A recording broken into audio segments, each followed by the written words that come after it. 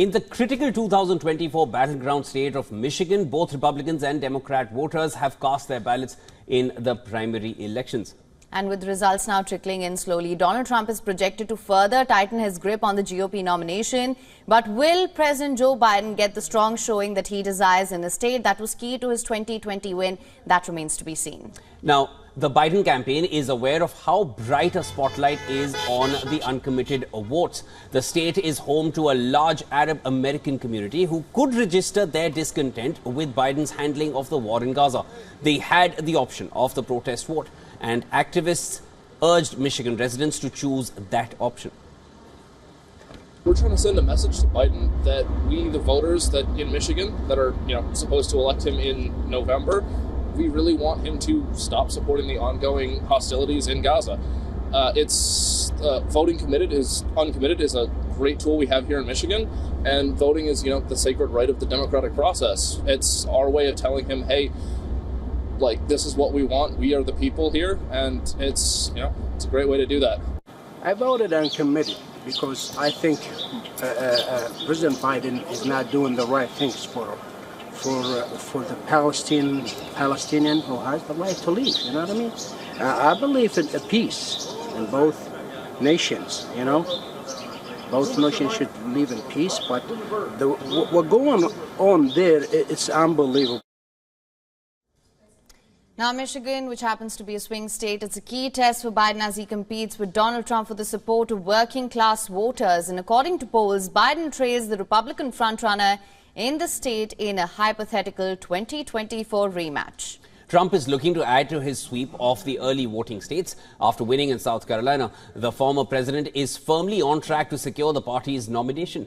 His lone rival, Nikki Haley, has hedged expectations, acknowledging Trump's advantage in Michigan, where she has spent little time campaigning. She has instead shifted her focus on the key states that will soon vote on Super Tuesday.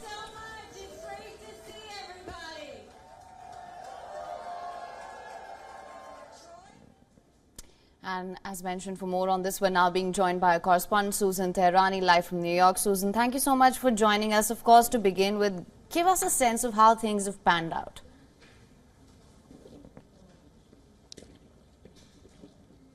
So right now it's about 9:05 p.m., but around 9 o'clock local time, just a little after, it was reported by the Associated Press that President Biden indeed won the Democratic nomination in Michigan, and so did former President Donald Trump for the Republican Party.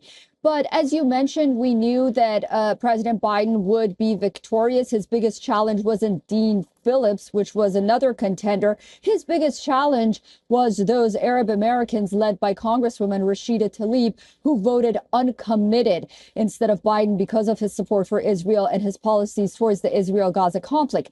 It's important to note that in the last three Democratic primaries, about 20,000 people voted uncommitted. It had nothing to do, with policies regarding Israel back then, of course.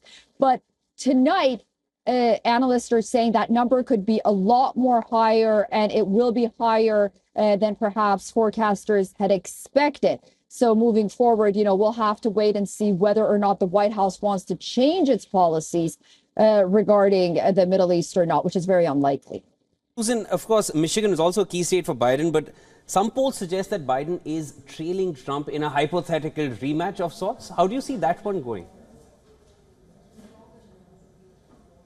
Yeah, in 2020, Biden prevailed former President Donald Trump by only 3 percentage points. And in 2016, the former president won Michigan. So it's definitely a contested state. And going into Michigan, it is an auto industry state, perhaps one of the biggest. And while the auto union has endorsed President Biden, the auto workers in that union, they truly back the former president because they think that the Biden administration's push for electric vehicles will cause them to lose their jobs. And then, Michigan is a state that has a lot of blue collar workers, and they tend to lean towards the former president. But nonetheless, we have to wait till November to see. Michigan is one of those states that's very contested.